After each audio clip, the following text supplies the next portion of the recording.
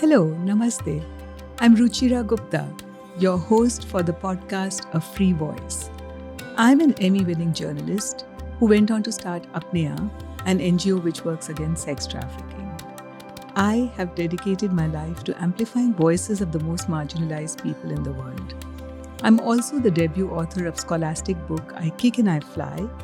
In this podcast, I will talk to survivors, activists, and storytellers who use their voice to make a difference in the lives of young people.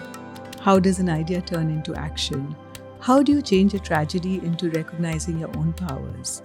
Together, we will examine and reimagine the world we want. I wake up and instinctively reach for my phone, hoping that Leo has texted. And there's still nothing. I check to see if the Wi-Fi is working, and then I see that the little airplane right next to the Wi-Fi bars is active. I'm in airplane mode? How did I do that? When did I do that? I don't drink, so I can't blame it on alcohol. I was stoned, but I get loopy when I smoke weed, not self-sabotagey. I switch my phone back to send me all the text mode, and then, in a blink, there they are, stacked green bubbles, filled with Leo Burke. Where you at? Are you here? Adira says you're here? Question mark. Where you at? Did I do something? Today was epic. I like being in another town with you. Wait, Ravi says you're in Atlantique. Where? Can I come meet you? You know what? You're probably not getting these. I'm going to DM you. Still nothing. Jasmine? Jasmine. I missed you tonight. I missed you tonight. Good night, Jasmine. That was Marcelle Karp reading from her latest book, Getting Over Max Cooper. Marcelle is a producer. She's also a broadcast artist, and she is the founder of a magazine called Bust, iconic in the feminist movement. Her mixing feminism with sexuality was pioneering, and she wrote under the name of Betty Boop, which many of you will know. So, Marcelle, my first question to you is why Betty Boop? Sorry.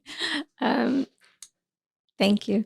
I was the co-founder. I did it with another person, like-minded feminist. So when we started Bust, we were asking for submissions from people, and we were asking people to be as truthful as they possibly could be in their writing.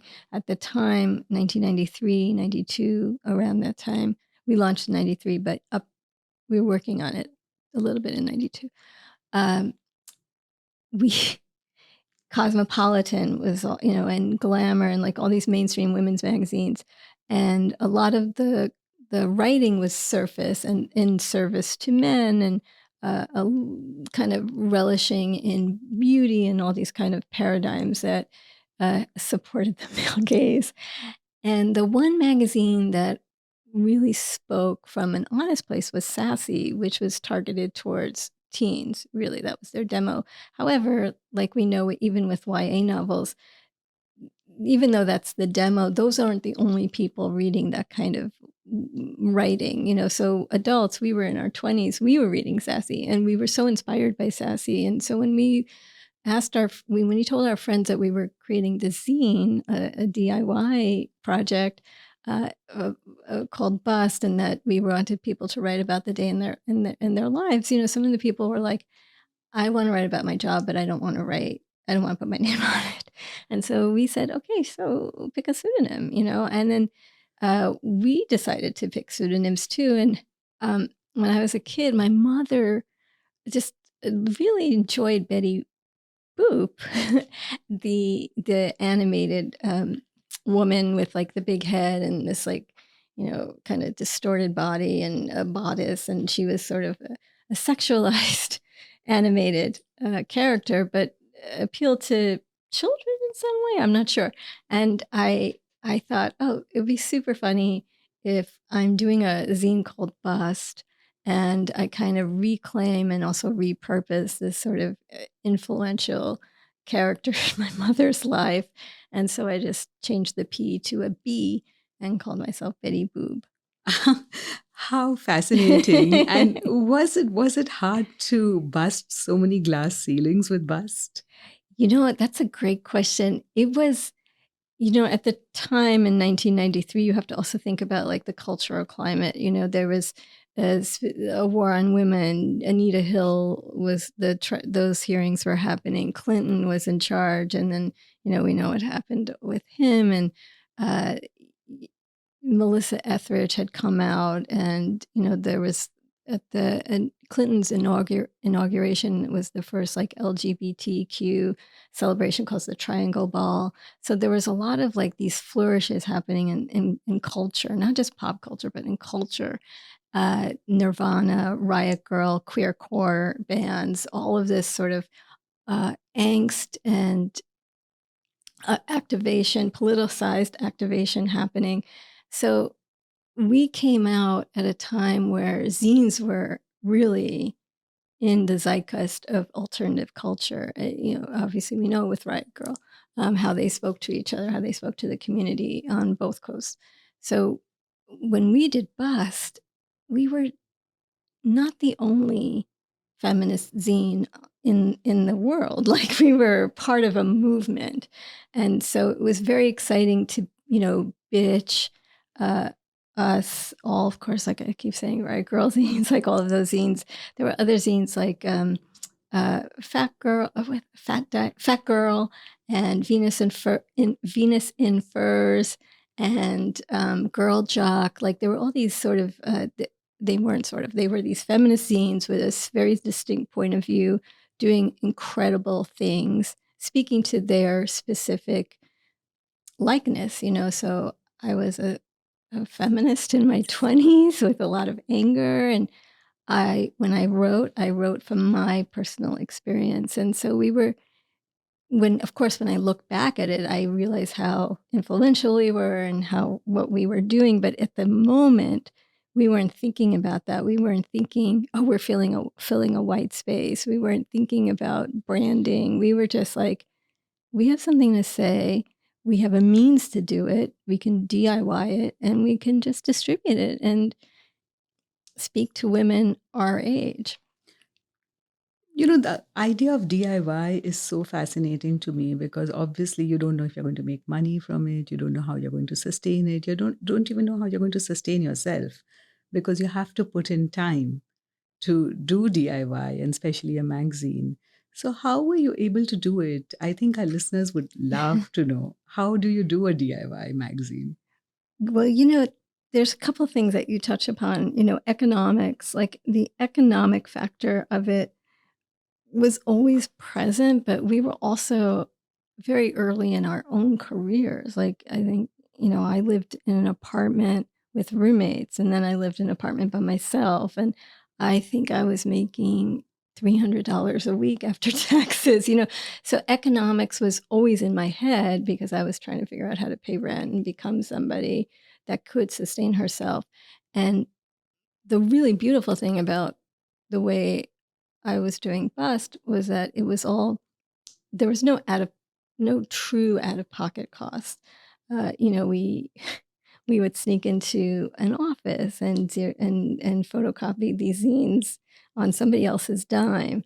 I was working at a company at the time, and I used the mailroom to ship the copies of Bust out. I mean, when we were super resourceful about distributing and creating the zine, obviously we didn't pay anybody, we didn't pay ourselves, because like economics in that context wasn't really the driver. The driver was, let's speak to as many women as possible.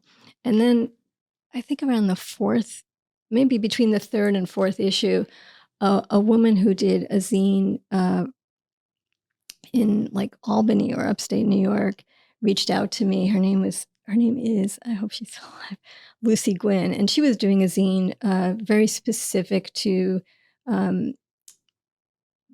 disabled demographic. Like, she was like, I live in a wheelchair and this is my life, and I'm, and very empowering. And she reached out and she said, you can make $10 a pop if you just put a subscription page at the top, in the front of the book, and people will just send you money. And then you can use that money to like graduate from being photocopied to being printed. And we were like, what? So every step of the way as we were making Bust, we would, because the zine community is so super supportive, particularly at that time, everybody's giving you like tips on how to become successful in different ways. And so we learned how to get ads, and ads generate income. We learned how to do like one sheets that had ad prices because that could generate not income, but it would generate money to help us support the zine. And we never pocketed a single cent. Every cent we made, from subscriptions to um, advertising to even distribution, revenue, if there was any, because you would sell your zine for $1 and the distributor would take 50 cents and give you 50 cents or something like that.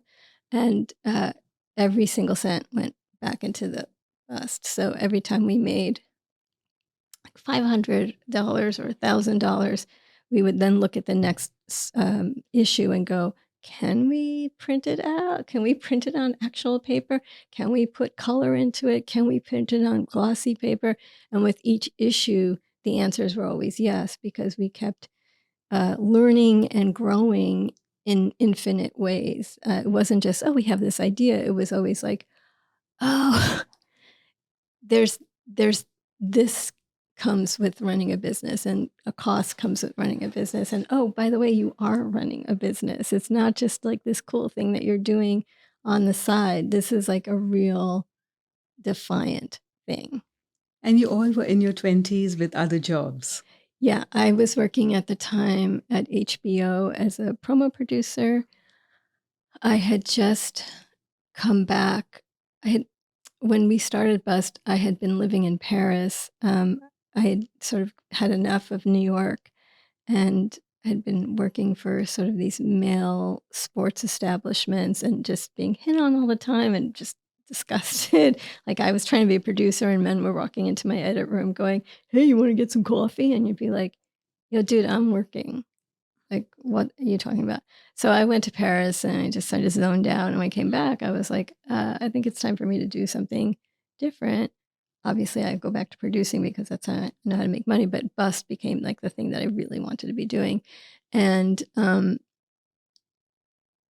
I went to HBO. I think I went to HBO and had an office there. So it became very easy for me to, like, in my downtime, just be thinking about Bust. And then I had another job at Lifetime Television that became a staff job. And then it became very easy for me to, like, in my downtime, think about what I was doing with Bust, like make calls to people, use the mailroom, just kinds of stuff like that. So I was just constantly like, I had a proper job during the day. And then at night, I was very focused on um, Bust, going to see bands, women play, going to see films directed and produced by women, and all this kind of thing. And also, again, like in the 90s in New York, culture was just popping. You could walk on Avenue A and there'd be one club after another with music coming out the doors because the bands were playing there. It was such a prolific time for artists. And did you distribute your zine in bookstores, or did you distribute it where bands played and poetry cafes? Yes to all of that.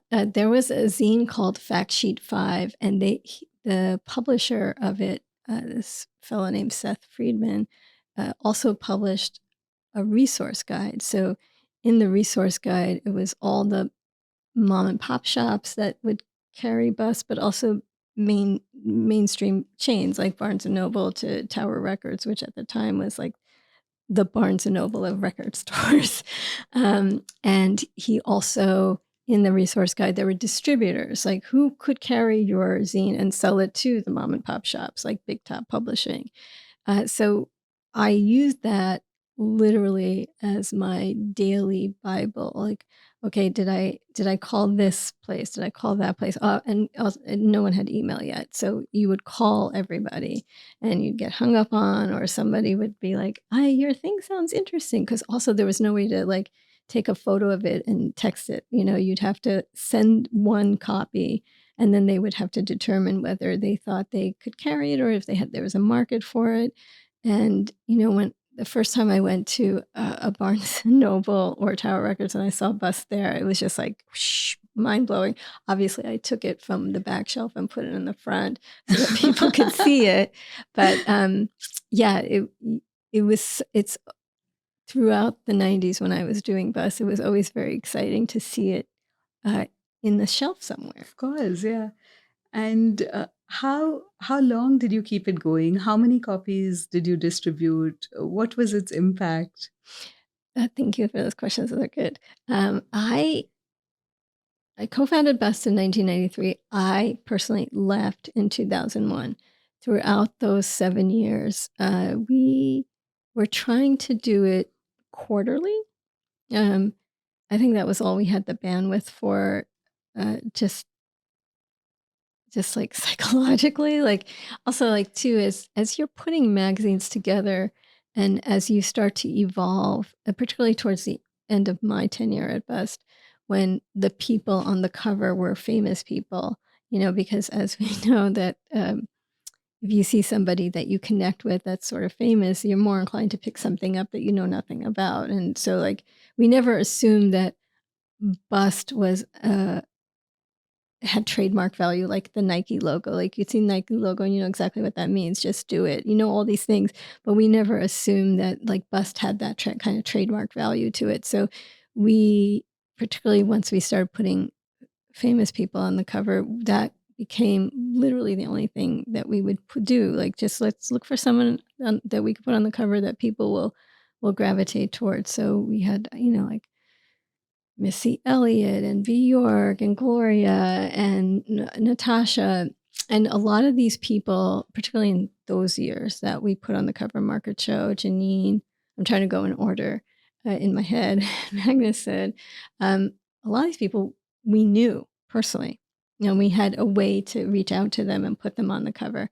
And that was always super stressful because like asking someone to be on the cover of your zine when you've just been hanging out with them, like you're crossing a line. You're crossing like a really big line because like, wait, you just want to hang out with me because you want me to put me on the cover of your dumb zine. That was definitely very stressful. Wait, of course, now I've forgotten what you asked me. But anyway, so. But it's interesting. Everything that you're saying, it's part of our feminist history. It's part of rage history, right? That you're angry and you turn it into something creative and you find a group of friends to do it. And you find a way to sustain it without grants. You did it as a labor of love in your evenings, at night. And there's something very beautiful about it and makes it part of our movement as feminists. How many copies did you print?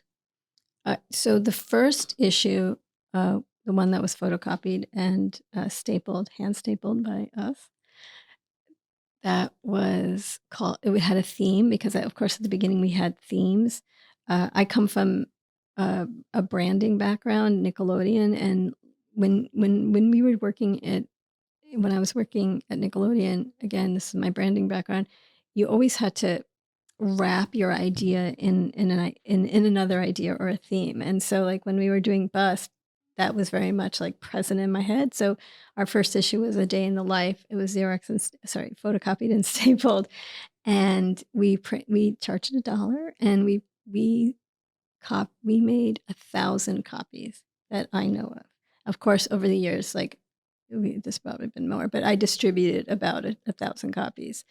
And that was incredible because every place we sent it to was sold out, like in no time, in July of 1993. And then our second issue was like the fun issue, and we had graduated because we had made just like a little money from distribution. We were able to, I think $2,000 we made, and we put that towards printer, and we did a 2-color printer.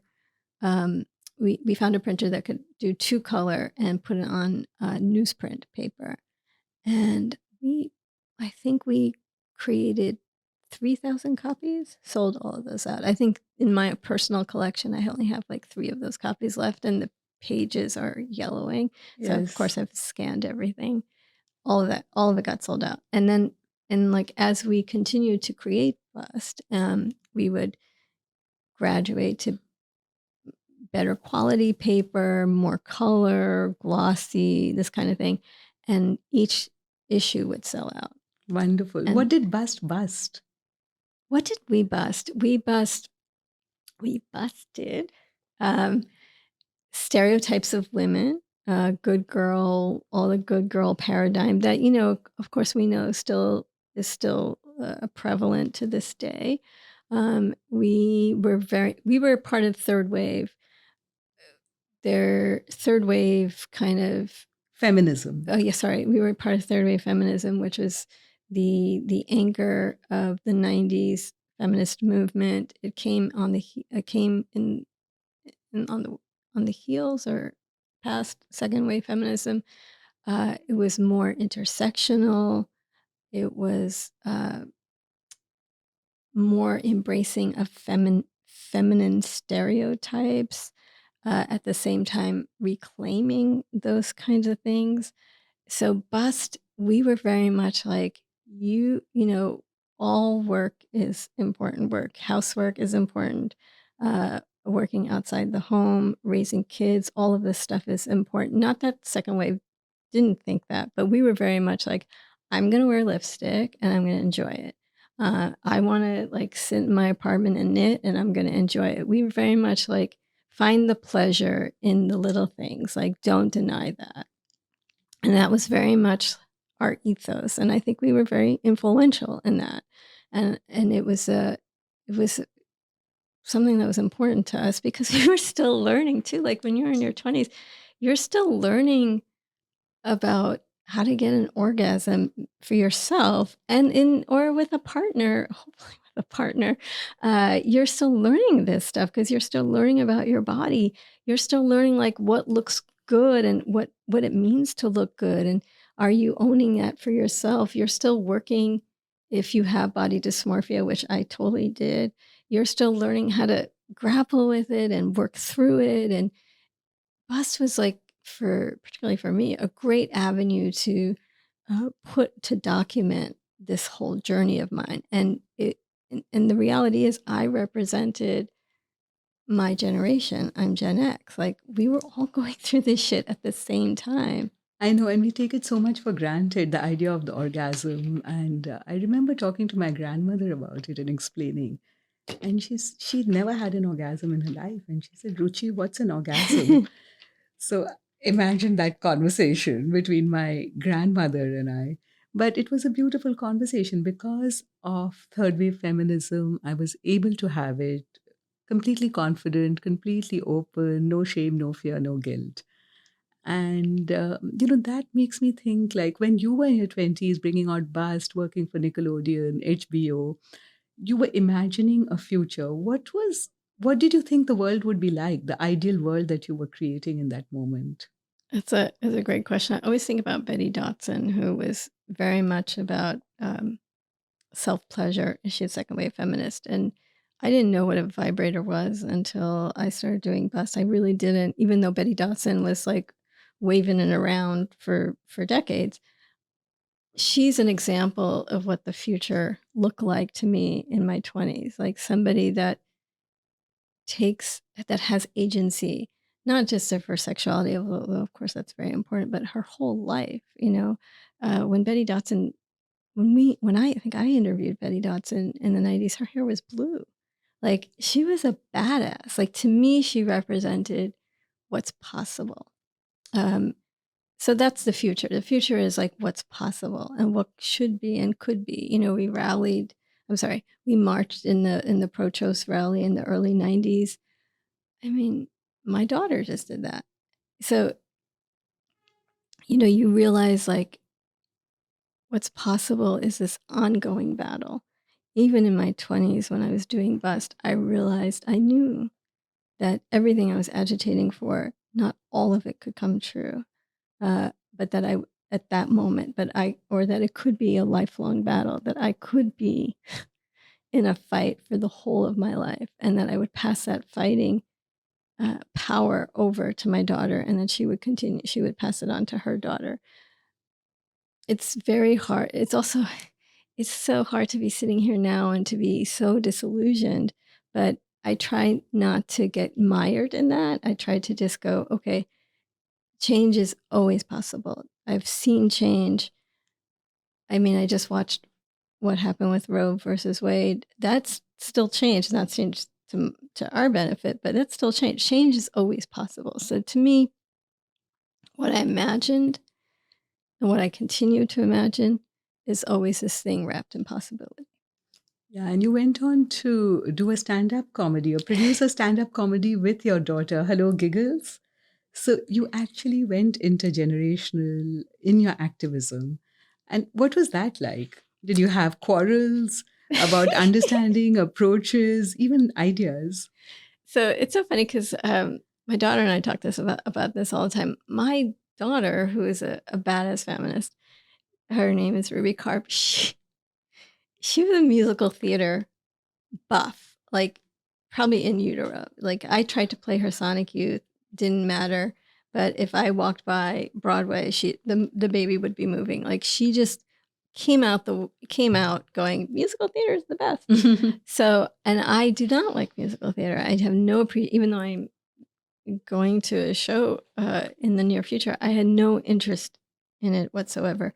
So she would go see these Broadway shows with my friends, but I would take her to my church, which was the Upright Citizens Brigade Theater, the UCB, which is an improv theater started by these four iconic improvisers, Amy Poehler, Matt Besser, Matt Walsh, and Ian Roberts. And we would go every Sunday night and watch improv, and she would laugh, and she loved it so much. And sometimes she would go on stage and perform with these like heroes of ours.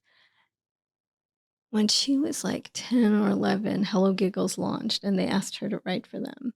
And they had found her because she had done this thing called with Amy Poehler, Smart Girls at the Party, where she talked about being a feminist, and a 7-year-old talking about being a feminist. So I was in LA for a shoot, and Hello Giggles were doing a storytelling show, and Ruby asked if she could tell a story, and so she did, and she killed, and killed means it makes everybody laugh at UCB, and they just were like, she had the whole room laughing, and so they said, would you be interested in doing a Hello Giggles show in New York, because UCB had a New York theater? And I said, oh, well, I'll pitch it to them and see what they think. And they of course, they said yes. Well, not of course. I mean, I did have to pitch it. I had to do like a proper thing, but they did say yes. And the rub of it is that I had to produce it. And I was like, wait, what? I've avoided like musical theater and being a stage mom, and now I'm going to be an actual stage mom by producing a show that my kid is like hosting. Like, ugh, the irony. And so from the time she was 12 to the time she was 18, I produced. It started as a storytelling show, but it wasn't. People weren't coming to it because, like, in order to produce a show, you have to have these draws. Kind of like back to the idea of putting a famous person on the cover of a magazine. You have to have people that people want to come here, talk or speak or tell jokes. So we migrated over into a stand-up show. So Ruby had to learn how to tell jokes as opposed to telling stories.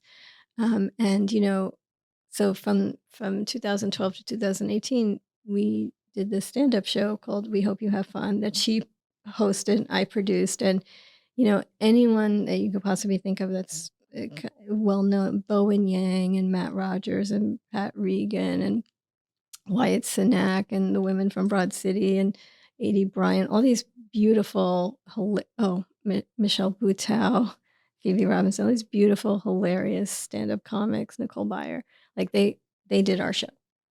And Ruby became a stand-up as a result of that. She still likes musical theater, but now she also likes that. So that's cool.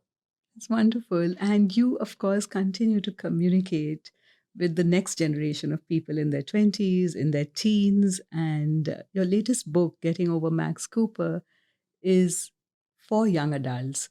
Why did you choose young adults as your medium for your first fiction book?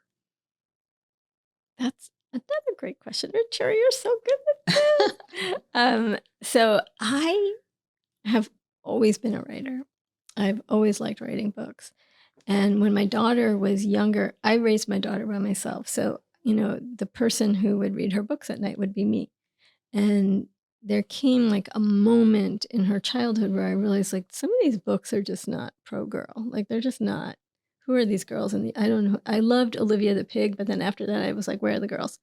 Captain Underpants was like the big hero when she was like in elementary school. So I started writing little stories for her that I could tell her. And some of those stories, particularly once she would go to sleep, became books, like little YA books. So I wrote my first YA book when she was 10. It was like a fantasy book. Um, it didn't sell. But one of the women who rejected that book was the woman who bought Getting Over Max Cooper 10 years later, So which the is moral hilarious. is never end a relationship. Keep it going because everybody is a friend. Everybody, the thing I tell everybody, like the people I mentor, the people who work with me and for me, don't burn bridges. Just be nice to everybody. Everybody has asshole in them, and there's a lot of stupid in working spaces, but you just always have to have a smile on your face and be nice. I did not know that in my 20s. I burned a lot of bridges, but if I give anything to people now, I'm like, don't burn bridges. Be nice to everybody. Don't be snarky in email. Don't be snarky. Do not argue in text. That is just the that will burn a bridge. But anyway, so when I wrote that book, I loved that manuscript so much. I just kept writing books. I didn't I I didn't not write adult books. I have written an adult book that my agent is like kind of playing with now, trying to put together. But I really honed in on YA. Also, I just love YA so much. I love it. Hunger Games came out when my daughter was like around 10, and then of course Twilight, like all these really huge books, but also small books that like aren't ubiquitous. Um, and when my daughter was younger, we would spend our summers in this place called Fire Island, which is like the sandbar over off the coast of Long Island, and it's a community. It has 17 distinct communities, so 17 distinct cultures exist there. And the town that I went to was a barefoot town. There are no cars in Fire Island. There's no like real like commerce like Starbucks or sorry franchise commerce there. It's these little isolated communities that are these their own ecosystems. There's the community that I went to, there was just like one fire department, one ice cream store, one supermarket, one pizza store, one restaurant. And as a mom, I would just like sit on these benches watching kids have total autonomy because the only way you can get anywhere is on a bike or with your legs. Obviously, you can walk. And I would watch these teenagers ride around on their bicycles free of harassment, in bikinis with their hair just blowing in the wind. And I would think like, how awesome that you could just be free here and not worry about being catcalled or the male gaze, but Or even being hit by a car. hit by a car. Obviously, people would look at people in swimsuits, but there was this sort of freedom of sexual harassment. And when you are free of sexual harassment as a woman, that's a freedom that we don't have when we're walking in the city. Um, because I live in the city, so I'm going to just talk about the city. Like I don't have that freedom here. Even our age, like I don't have that freedom here. I'm always looking over my shoulder. You don't have that in Fire Island. You could ride your bikes at 11 at night and just feel free. And so I started to imagine what would it be like to be like 16 and just have that level of freedom. And when you're 16 and you have freedom, you have a lot of power. And you don't yet know how to wield it or control it. And a lot of that is a thread in this book. Like, what do you do with that kind of freedom? What do you do with relationships? What's at stake in friendships? You don't know yet. Even in your 50s, you don't know what to do with friendships. Sometimes, yeah. So that's kind of like where it all started to just sort of formulate. So, what does freedom look like to you? Freedom looks like being able to be your true self without hiding from the world. Um, that's what it looks like for me. Hmm.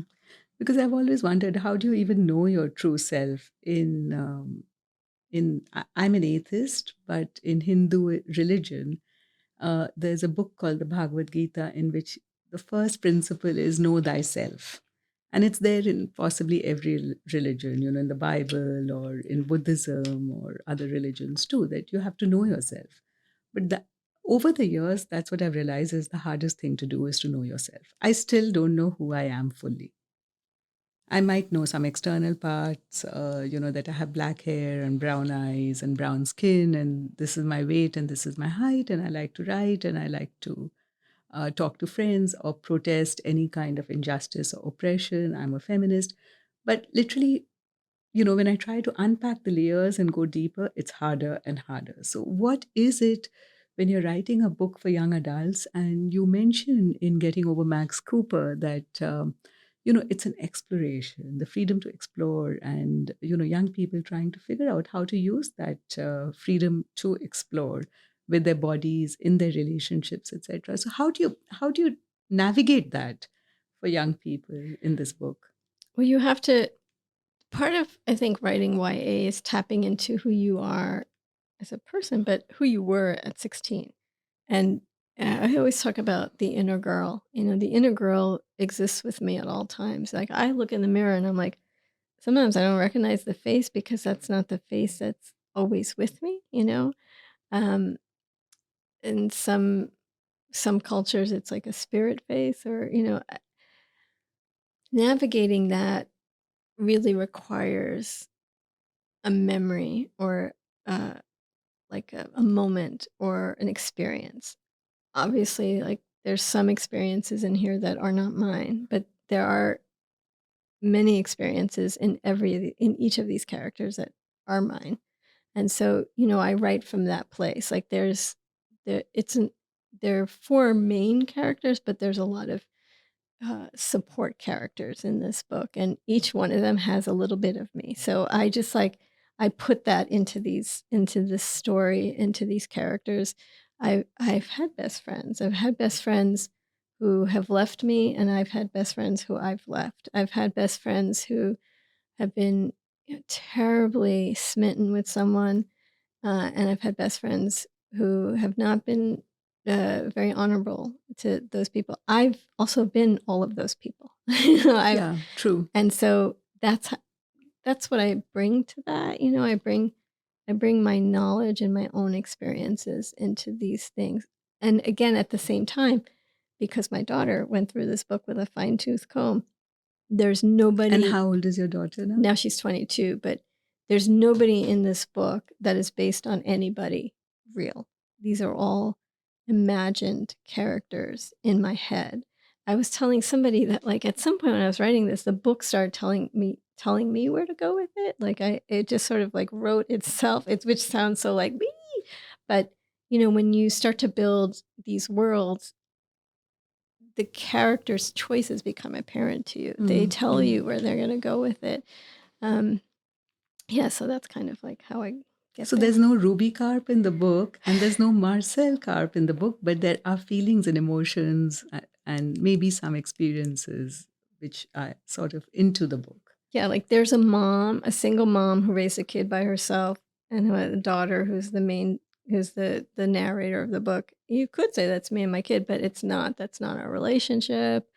Uh, and not even this, not at all. Because also, like I said, she went through this, and she was like, even to the extent of like, I tried to use a name, and she's like, you can't use that name. There's somebody called that in the town, and I don't want, so you'd be like, even down to a name, I had to just like rewrite stuff. Yeah. Where can people get the book? Woo! So this book, you can get it at every major bookseller, more online than in the brick and mortar shops. The Amazons, the Barnes and Nobles, the Powell Books. If you have a local bookstore that is not carrying it, you could ask them to order it, and they will. And what about the zines, the bust? Is it on your website? So I left Bust in 2001, and I have had nothing to do with it since I left. I've not even looked at an issue. Like every so often, somebody who's on the cover will be like, "I'm on the cover of Bust," and I'll be like so happy for them, but I won't. I haven't looked at it. A lot of it is because it doesn't speak to me anymore. My issues are now Yeah, the you've moved issues. on. You know, what's menopause, IRAs, 401k. I'm interested in those things now, not like not the things that are somebody that might be reading that. Yeah, You recently wrote an article about in the workplace for the elderly in Huffington Post, I yeah, the think. HuffPo. That was interesting. And Thank you. was that based on your own experiences? Yes, I wrote about when I was 51, I got laid off from my job and how it took me 6 years to find a staff job.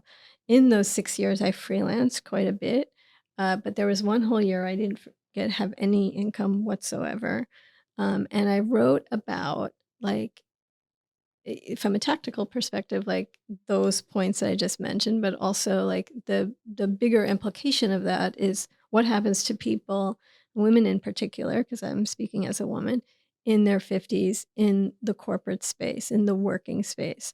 We are There's no space for us. So that's the point. And that comes down to ageism, sexism, racism. Um, sometimes you'll hear these companies talk about DE&I, diversity, equity, and inclusion. And a lot of what they're doing is really wonderful work because they're trying to make sure that spaces are not all vanilla. I mean, I interviewed at so many companies, and at so many companies, I would not see a brown face, a black face, an Asian face, nothing. It's just white, white, white, white, white, white. I once, before the pandemic, was interviewing at a very huge company, and the creative director, he was so proud of his team, and he walked me around the 3 floors, and at one point, and this is where I didn't get the job, I said, "I don't see any black people here. I don't see any brown people here. I don't see any Asian people here. Why is so many white people?" And he's like, "No, it's a diverse culture." And I was like, I know you're from Brazil, but that Is not the same thing. that's not the same thing." I didn't get the job, obviously. I was overwhelmed but by how racist so many of these companies were, how blind they were. So I was dealing with that, and I was dealing with ageism. So back to ageism, I would interview with these places, and it would be hiring manager and team. So you don't just interview these days with just one person. You interview with like a team of people because they want to give every team member agency over who becomes part of their team. And I would meet with people and just be white person, every so often a person of color. But then another trend I'd start to notice: nobody was over 40. God forbid over 50. I think I met with just one company where there was anybody in their 50s. And it was really demoralizing because, like you, I'm vibrant, I'm vital, I am capable, I'm so much to offer. And yet, none of these companies, hundreds of companies I interviewed with at uh, no space for me, no room for me until I met a very like open-minded person who had me meet with the rest of the team. And now I have a staff job and I'm very proud of it. You're But at Spotify now. what? You're at No, Spotify. no, I'm at SiriusXM Pandora. Pandora, And right. that is a culture that where you are accountable for who you are, and you're celebrated for the work that you do. And DE&I is very much a practice there. My team is diverse from all aspects. And they were kind of one of the first teams that I met with where it wasn't just a bunch of like 40-year-old white guys with, it was where it really, really reflected a culture that I aspired to, that I had when I had my staff job, that I had in one of my freelance communities. Um, yeah, it was incredible. So that was what the article was about. It was my journey, and about ageism, and about how companies can really mitigate this by doing certain practices, by implementing DEI departments, but also making sure that the hiring managers are bringing in people that don't just look like them if they're white, and that they don't just you know are only a certain age. You know, you've been a lifelong feminist activist and you've always given back, come what may, as a mother, as a producer, as a writer, editor, corporate employee. Anything that you do, it's touched by feminism and your commitment to equality, justice, dignity in every possible way. Some of it is for money, some is without money, but you are unstoppable. Thank you. And that is interesting to me that you never give up. Why is that? Like, why not just forget about trying to do something again and again, and then it feels as if it's full circle and we are facing the same problems again. Like, you fight for the right to abortion, and then we have now another struggle to fight for the same thing. So what keeps you going? I just want to say you are so inspirational, and it's so hard for me to not say back at you, "You do the same thing," because you are a legend. But thank you. Um, you know, I just believe every day when I wake up, I am just happy and I feel inspired by whatever is in my head at that moment. And also like a lot of my days are very mechanical. I wake up, like the rest of us, brush my teeth, hopefully, and then I walk my dog, and then I look after my daughter, and then I figure out the business of the day, and then a lunch, and then a dinner. So my days are very mechanical, but the other part of my day is that it's always filled with hope, and it's always filled with an internal sunshine.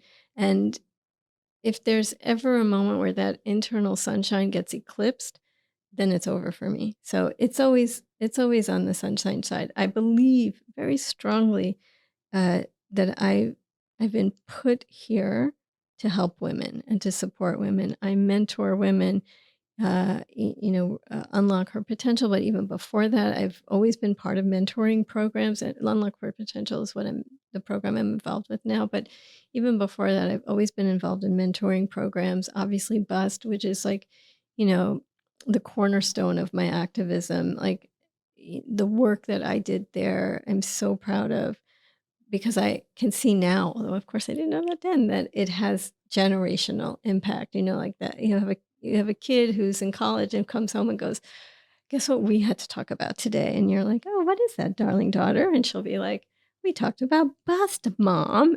And it's hilarious. She's saying it in a very funny way, but like you're like, "Holy shit!" Like my work is being the work that I did is still this, Alive. yeah, and it's crazy. And now I'm in grad school doing a master's program in women and gender studies with the and intent. and learning, not teaching, which shows how beautiful and open a person you are. Thank you. I'm learning, and because I always I had so many questions for you when I was doing my paper on stand-up comedy in India, the women who are doing stand-up comedy there, because my focus is the queer space of stand-up. Um, I'm in school learning because I also understand that I'm just always a student. What actually drew you? Said something which was intriguing, that you knew you were born to be a feminist, fight for women's causes and women's rights. When did you know that? I grew up in Queens, and my father was a New York City taxi driver, checker cab. My mother was a cashier. So very modest, uh, modest kind of living situation, and parents who are immigrants, right? My father was a POW survivor, came to America when he was 12. My mother came to America when she married my father from Israel, but she was born in Baghdad. And so it have very international kind of upbringing. And my father, when he was a taxi driver, would come home with these stories of the women he met in his car, his cab, sorry. Gloria Steinem was one of them. He also drove around the Kennedys, Jackie Onassis and her daughter, and he I mean, and they would take yellow cabs. New Yorkers. And he would tell me stories, and he said, you know, Mars, also he didn't say the R's because we're from Queens, Mass. He'd say, you know, there's this thing called feminism. Again, we didn't know. This is the 70s, and we had newspapers, that's all we had, and Walter Cronkite. And he explained that what that meant was that I could grow up if I wanted to and work in an office if I wanted to. And because my father was a taxi driver, the aspiration was working in an office, blue collar to white collar. That was the aspiration. And so he imbued in me a work ethic very early on in my life. And I knew I was different in that way because uh, you know, my friends weren't thinking about that. And then when I got into middle school and discovered like Richard Pryor and George Carlin and disco music and all of this stuff, I started to see like Helen Reddy and Olivia Newton-John and like these other icons, Patti Smith, these other icons of badassery or kind of, you know, saying things like "I am woman, hear me strong," and those kind of things start to fuel my thinking. Reading Judy Blume as a, you know, a middle schooler. My mother didn't have that language, but my father did. So that's when stuff starts to percolate. Obviously, by the time I got to high school, uh, I was in yeshiva, which, you know, in very segregated community. Although it wasn't just all white, it was a diverse culture. We had, you know, brown kids and black kids who were, you know, Jews. Uh, I knew then I was a feminist. I knew then that like when Meatloaf was saying like a bad, I knew that there was something wrong with that music. Like I knew that I was into the Clash and like Susie and the Banshees and all this stuff. By then, by high school, music is a really great source of feminist thinking, and I think that really influenced me as well. What are your top 3 songs? Well, you know, embarrassingly, my favorite band is not a female band, it's Pavement. But I think too, like now when I talk about like and The Wedding Present and you know, when I talk about what my favorite bands are, it really is kind of enveloped in a nostalgia. Like I love the 90s so much. Again, my daughter would roll her eyes to hear me say that, but like the 90s to me was like a pinnacle of my life. Like I just such a great time. Music was so like the flourishing of music, you know, from uh Britney Spears to Wu-Tang, you know, to like Bikini Kill, like just all this beautiful music, just like you just couldn't stop everywhere you looked. Like there would be some other thing, you know, dropping. Um, and of course, like I'd go see bands every day, Beasties and all this stuff. Fugazi. So like when you talk about my top 3 songs, it always goes down to the band because like I can listen to a Pavement record and just be like, every song here is perfect, or a Radiohead record and know that every song is perfect. I love Bikini Kill. Like you know, every song has that like that like fuck you energy that I just means so much to me. So yeah, so it just like it Yeah, moves around yeah, a I lot. hear you, sister. But now that we are here and we have things to do, uh, what is it that you feel is left to do, which you really want to do? And what are the 5 things you've learned from a life so impactful, which make your work so unique and so possible that it's now available for, as you said, intergenerationally, it's relevant still. So, what is it that you can take 5 lessons from your past life to use in the coming life? The first lesson is to just be hopeful and be positive. So that's one. Be hopeful and be positive. You get caught up in, ugh, that can't happen.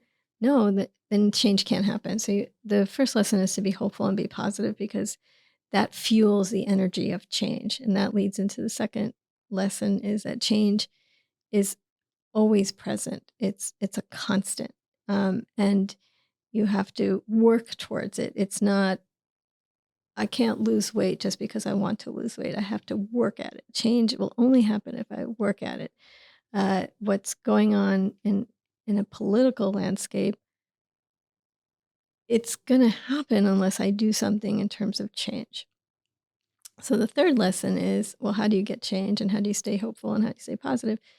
You have to be active. And that uh, can mean anything from writing a check, to marching, to running for office, to continuing to climb a corporate ladder. So these are like 3 or 4 very, very valuable lessons that I've had in my life. Like, just keep the ball rolling. Um, it's easy to just sit on your couch and go, oh, God, can you believe this is happening? It's harder to do something about it. And so it's always like, which is the fifth lesson, uh, even though it's hard, it doesn't mean you can't do it. You can't work for it. You can't think about it. You can't uh, write about it. You can't talk about it. What's hard is what makes everything possible and hopeful. So it just all kind of ladders and then re-ladders into, it's like the Cycle. Morbius like thing. So those are kind of the basic, the 5. Right now, it feels like a very tough time because democracy in most countries is under threat. And, we are fighting for our bodies as well as our countries and our freedoms, right? So, at this moment, what does the future of freedom look like to you? The future of freedom, you know, I sometimes people ask me like, what is a cause? What's a cause? And I'm always like, there are so many causes, or so many areas of freedom, that you as a person, however you identify, non-binary, whatever, that you can put your energy, your thought, your money into. There's domestic violence, there's transgender rights, there's Planned Parenthood. There's so many different things. Choose one, and that's what freedom is. Just focus on one thing. Because if you can focus on one thing, you can affect change. If you're just like, there's this squirrel, let me follow this. If you're just chasing all these very important things to the rights of women and humanity, you can, your focus can get diluted. It's Mm, so good if you just put your mind to one thing. Can you imagine what you can do? That's imagine. freedom. Yeah. When did you know you had a free voice, and how did how obviously have a free voice, and you've been using it to make a difference in the lives of others and help them find free voices. But when did you even know you have a free voice? It was from my dad, because I was sent to yeshiva in middle school. And, when you go to institutions that, you know, teach an academic, a secular curriculum, but also teach a religious curriculum, you're taught to live in the paradigm of that religiosity. I guess that's the word. I don't know. You can be spiritual, but, being religious requires a lot of structure and limitations and no freedom. And I knew when I was in yeshiva that I did not want that as my destiny. I did not want to wear a sheitel. I didn't mind. Like, I love that my mother still lights Shabbat candles. I think it's a beautiful tradition, but I did not respond to the limitations imposed on women who are observant in my religion. I did not, even to the extent of how you have sex with men or pleasure, any of that stuff. I knew that wasn't for me.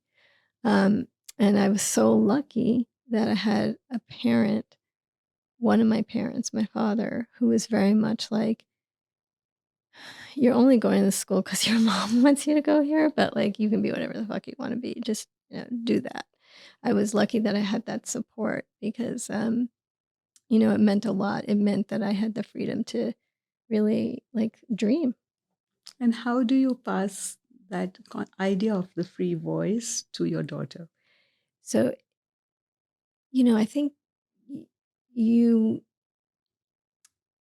showing children or people that you're raising what freedom looks like, a lot of that requires you to live that example. So my kid, from a very early age, knew that girls and boys were of equal value.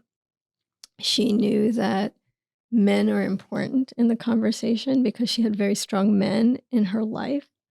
Uh, but she also had a head of household who was a woman, a head of household who was her mom, and somebody who lived to a very specific beat of her own drum. And she saw that, and she saw that how that is such a free model of life, of livelihood.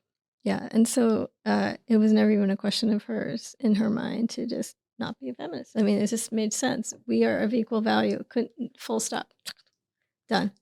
Like Gandhi, be the change you want to see. So be free yourself, and that's how your daughter will know. That's wonderful. And that's Marcelle Karp, author of Getting Over Max Cooper. I know the conversation is so rich that you want to hear more. And maybe you can reach out to her via her Instagram or Twitter handle. She will answer your questions. Go look for her new book, Getting Over Max Cooper, and let's bust some glass ceilings together. Oh, thank you, Ruchira. Thank you.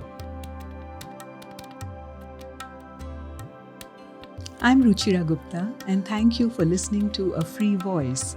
Subscribe to our podcast to get notifications of new episodes, or check us out at ruchiragupta.com. The podcast is produced by Ram Devineni with Ratapalix and Bowery Poetry. Special thanks to Leela Kapoor and Anika Kothari. This podcast series is funded by the Citizen Diplomacy Action Fund, which is sponsored by the US Department of State and implemented by Global Ties US, in partnership with the Office of Alumni Affairs in the Bureau of Educational and Cultural Affairs. Additional support from New York State Council on the Arts, Governor of New York State, and the New York State Legislature.